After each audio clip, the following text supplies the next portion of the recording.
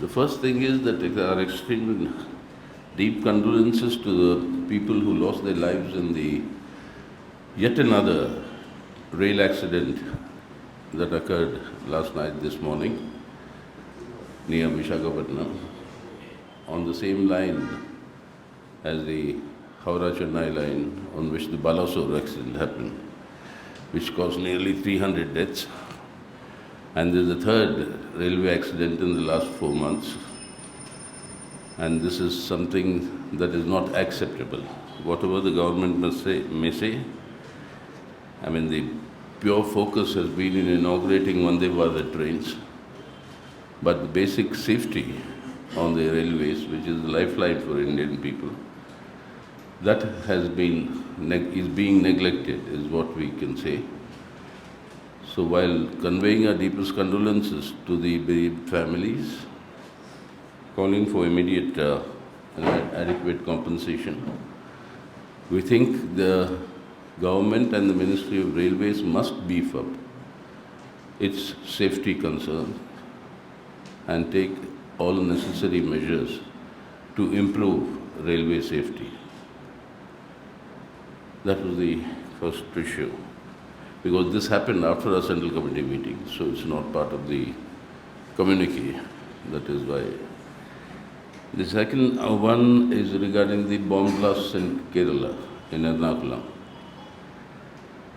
Now, one person has been arrested who's been rounded up as main suspect, and the Jehovah Witnesses, who are, some consider them as Jews, some consider them as Christians.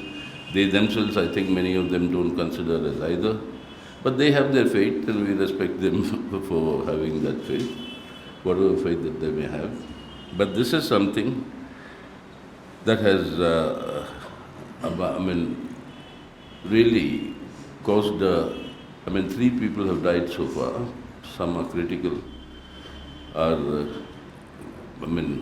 Deepest condolences, as well as the government, calling upon the government, which is taking care of all the, providing the medical attention to the injured.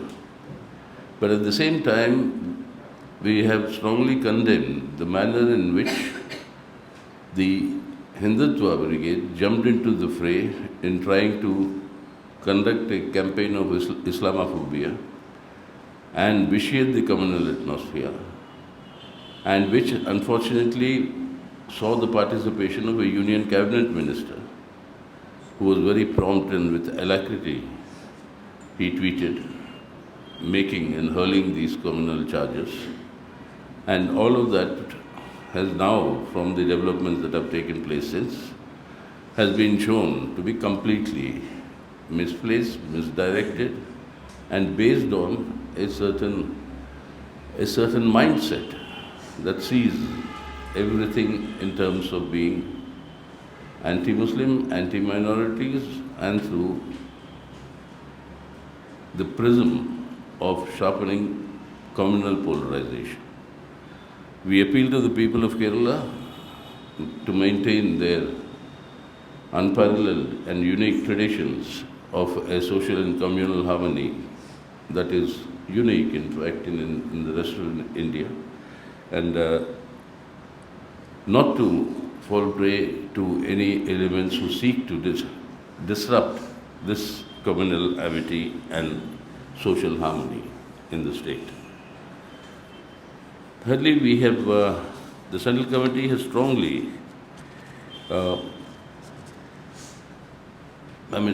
expressed its shock at the Government of India abstaining on the UN General Assembly resolution calling for a humanitarian aid and a ceasefire in the ongoing Israeli genocidal aggression against the Palestinians. It's been 3 weeks now, and more than 8,000 people are officially reported to have died, more than half of them being children. And this is a humanitarian crisis of an immense proportion, unknown of even in war times in recent years. This dimension of this human tragedy is such that this Israeli aggression must immediately be stopped. So we've said that there should be a ceasefire, which is what the global peace movements are all demanding. And as part of that, global protest actions going all over the world for 3 weeks in a row, 3 weekends in a row. London, central London saw the biggest possible demonstrations in recent times of more than 3 lakh people the day before yesterday. And these protests are going on all over the world. So I think that pressure must be brought about on Israel to immediately declare a ceasefire, facilitate humanitarian aid, and accept and work for the solution, a 2-state solution as UN mandated, with East Jerusalem as the capital of the state of Palestine, with the pre-1967 borders that the UN resolution demarcated. So this is the solution, and this is what needs to be done. Central Committee discussed the assembly elections that are forthcoming now. And in Rajasthan, we decided to contest 17 seats. In Madhya Pradesh, 4, and in Chhattisgarh, 3. The seats for Telangana, they are being discussed because there's still time for the Telangana elections to come in. So that is as far as the assembly elections are concerned. Now, on Manipur, we have expressed very deep anguish that the situation continues to deteriorate. I mean, the death, mayhem, etc. continue, and the state government and the administration is completely out of sorts in trying to handle the situation. The arms that have been looted, just about a fourth of them have been recovered. So in this situation, this double-engine government, so-called, that has now completely failed in bringing back normalcy in Manipur. So we think immediately the Chief Minister of Manipur must quit. The center would have to take whatever is necessary to restore law and order and peace in Manipur, because this will also have an impact on other bordering northeastern states. And one of them is scheduled to go for elections now in Mizoram. So in that situation, immediate action must be taken by the central government. Now we have decided, and then all the mass organizations, the Central Committee has decided, and the agricultural labor, the Kisan Sabha, the peasants, farmers, and the workers have jointly together have given a call, which against the deteriorating economic conditions of the people and the promises that have not been implemented by the Modi government. There's a lot of propaganda that is going on about the health of our economy, but the fact is that today, new investment proposals have declined by nearly 80%, 72.5 in the private and 79.2, I think, in the government, or the other way around. Close to 80%, the investment proposals have declined. The unemployment, though Prime Minister goes on harping that is the lowest unemployment rate, the same surveys which gave you the figure of a lower rate have also pointed out this is because most of the people have opted out of the employment market and have therefore been categorized as self-employed. People are just not looking for jobs because there are no jobs available. And to categorize them as self-employed and therefore say that an unemployment rate has come out is absolutely cheating ourselves. And this is something that is not acceptable. And prices are skyrocketing again. Today, onions were selling at, I think, above 80 rupees in Delhi. And you know, whenever onion prices rise, what happens? I mean, electorally, what will happen? So that is a separate issue. But with price rise, growing unemployment, and the plummeting of India in the World Hunger Index, which of course the Modi government doesn't accept, it doesn't accept anything that the world, any one of the world indices or measures that the whole world accepts, but we don't, or our government doesn't. So in this situation, the burdens on the people are growing, and the Central Committee decided that the protest actions against this will be widespread and intensified all across the country. Now on the one nation, one election thing, former President Kovind, the committee under him, has written to us, I'm sure to the other political parties also, to give our opinion on this by the 18th of January. I think they are preparing to see if it's possible to implement this for the 2024 general elections. This sort of a timing that is there, because the terms of reference for this committee is to examine the ways for implementation of one nation, one election. It's not to say that whether it is feasible or desirable. It is for implementing this. So that is the thing. We have taken our position, and we reiterated our position that we are completely opposed to this, because this is both anti-Constitution of India and patently undemocratic. And we've given our reasons, we've given to them in writing, and we've reiterated them in the Central Committee meeting.